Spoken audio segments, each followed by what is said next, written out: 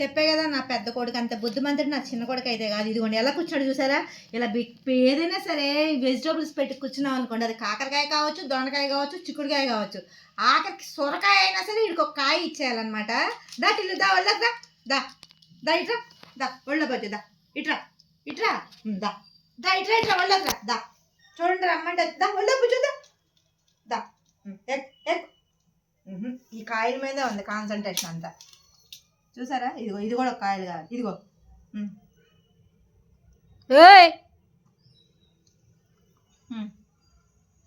నోటిలో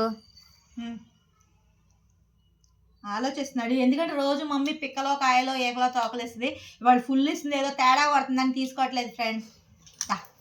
ఇలా కూర్చుంటాడు, నేను వర్క్ చేసుకున్నప్పుడు ఇలా బుద్ధిగా కూర్చుని అన్నీ అబ్జర్వ్ చేస్తూ ఉంటాడు అనమాట మా టిల్లుగాడు.